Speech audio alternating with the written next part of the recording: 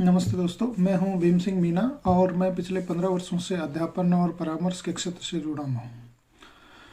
दोस्तों, आज एक बहुत महत्वपूर्ण विषय पर हम चर्चा करेंगे कि किस प्रकार से हम अपना जीवन निर्माण कर सकते हैं और पढ़ाई के महत्वपूर्ण साधन जो किताबें होती हैं उनसे प्रेम कर सकते हैं। तो चलिए दोस्तों, अपनी बात शुरू करते हैं।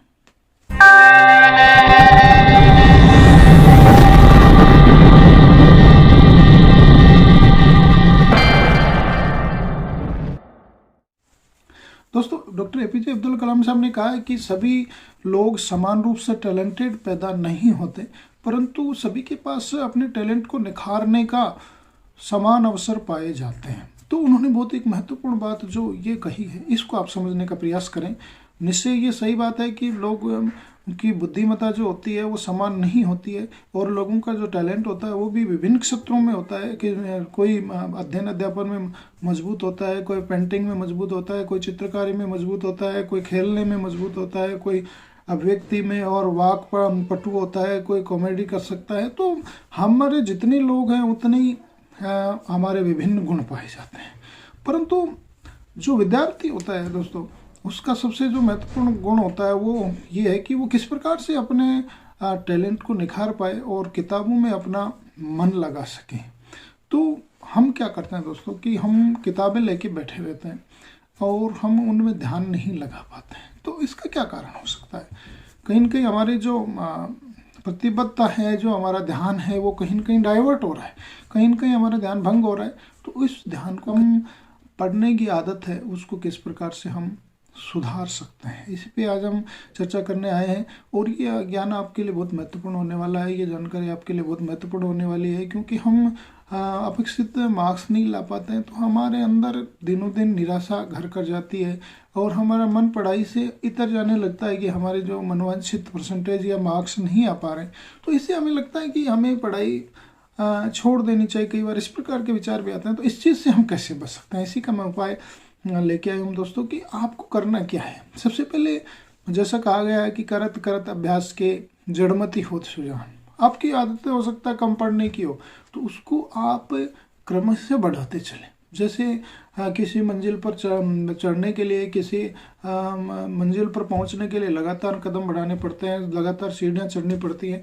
तो हमें भी पढ़ाई के क्षेत्र में भी लगातार हमें सीढ़ियां चढ़नी पड़ेंगी। हो सकता है आपकी इच्छा हो कि मैं तो 5 या 7 या दिन के 10 घंटे पढूं, परंतु आपकी आदत नहीं, आपकी आदत में ये शुमार नहीं है कि मैं लंबी पढ़ाई करूं। तो इसके लिए स्टेप बाय स्टेप आपको चलना पड़ेगा। इसके लिए सबसे पहले दोस्तों मैं आपसे चर्चा करता हूं कि आपको अपने विषय, जो भी आपका फेवरेट विषय, कई बार हम क्या करते हैं सबसे जटिल विषय लेके बैठ जाते हैं और उसमें हमारा मन नहीं लगता और हम वापस उसी राह में लौट आते हैं कि नहीं यार, ये पढ़ाई मुझसे नहीं होगी। तो मैं एक प्रैक्टिकल आपसे बात है, मेरे जीवन से जुड़ी बात बताऊंगा कि जो विषय सबसे आपको सरल लगता है उस विषय को सबसे पहले लेकर आप बैठे।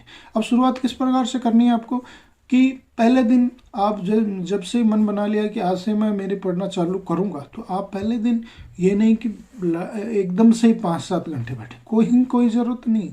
और इस प्रकार बैठ भी नहीं पाओगे और इस प्रकार से आप खुद को प्रताड़ित करोगे। तो ये तरीका इसका ये होगा कि आप पहले दिन बैठिए आप और एक जो सबसे फेवरेट आपका लेसन है या फेवरेट आपका चैप्टर है उसको निकालिए और उसका 1 या 2 पन्ना आप पढ़ डालिए। उसको 1 बार पढ़ना चाहें, 2 बार पढ़ना चाहें, 3 बार पढ़ना चाहें तो वो पढ़ सकते हैं आप। तो जो भी फेवरेट है उसका 1 या 2 पन्ना आपने पढ़ा और वो निश्चित फेवरेट है तो आपके समझ में आएगा, इसमें कहीं कोई दो राय नहीं है। तो उससे आपका कॉन्फिडेंस बढ़ेगा, उससे आपका आत्मविश्वास बढ़ेगा कि हाँ, मुझे कुछ याद हो रहा है या मैं पढ़ सकता हूँ। तो क्रमवार पहले दिन आप 1 या 2 पन्ने पढ़े, फिर दूसरे दिन आप उसी समय को बढ़ाते चलिए। आप फिर आप 5 पन्ने पढ़ सकते हैं दूसरे दिन। तीसरे दिन फिर आप 6 पन्ने पढ़ सकते हैं, 7 पन्ने पढ़ सकते हैं, 10 पन्ने पढ़ सकते हैं। इस प्रकार से आप एक चैप्टर कुछ दिनों में आप इस प्रकार की कैपेसिटी डेवलप कर लोगे 15-20 दिनों में कि एक किताब का एक चैप्टर हमने पढ़ लिया है। तो इसी प्रकार से जब 15-20 दिन, महीने भर आप पढ़ोगे तो आपकी निश्चय ही जो कैपेसिटी है वो 5 मिनट से लेकर 10, 15, 20 मिनट, आधा घंटा, 1 घंटा, 1.5 घंटा, 2 घंटे तक डेवलप हो जाएगी। और जब आपको पढ़ाई में आनंद आने लग जाएगा तो ये आप फिर टारगेट बना लीजिए आपकी, आज मुझे एक लेसन पढ़ना है। दूसरे दिन आप टारगेट बनाइए कि मुझे 2 लेसन पढ़ने हैं। तीसरे दिन आप टारगेट बनाइए कि मुझे कम से कम 2 घंटे या 3 घंटे एक जगह सिटिंग करनी है।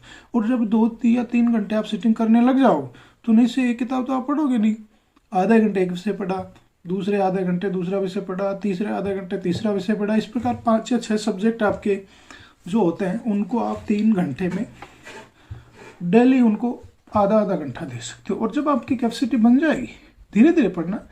तो मैंने कहा कि पहले दिन आपको 2 पन्ने पढ़ने हैं, फिर 3 पन्ने, फिर 5 पन्ने, फिर एक चैप्टर पे आ जाइए, फिर 2 चैप्टर पे आ जाएंगे आप, फिर घंटे, 1.5 घंटे, 2 घंटे, 3 घंटे तक, 4 घंटे तक आपका समय चला जाएगा। तो आपके सारे सब्जेक्ट्स कवर होने लग जाएंगे। और जब सारे सब्जेक्ट कवर होने लग जाते हैं मित्रों, तो हमारे अंदर एक कॉन्फिडेंस डेवलप हो जाता है कि हाँ, मैं पढ़ सकता हूँ और मैं इसको समझ सकता हूँ। तो इस प्रकार से आप अपने समय को बढ़ाते चलिए और अपनी सफलता की तरफ आप बढ़ते चलिए। आशा है कि आपको जो मेरा आइडिया है, जो मेरा सुझाव है, वो पसंद आया होगा और इस पे आप अमल करेंगे। तो दोस्तों, बहुत बहुत शुभकामनाएं आपको कि आप आगे बढ़ें, अपनी परीक्षाओं को क्रैक करें, अपनी परीक्षाओं को पास करें और बहुत बेहतरीन अंक आप लेकर आएँ। अगर ये वीडियो पसंद आया तो लाइक, कमेंट और शेयर अवश्य करें। बहुत बहुत धन्यवाद। Thank you.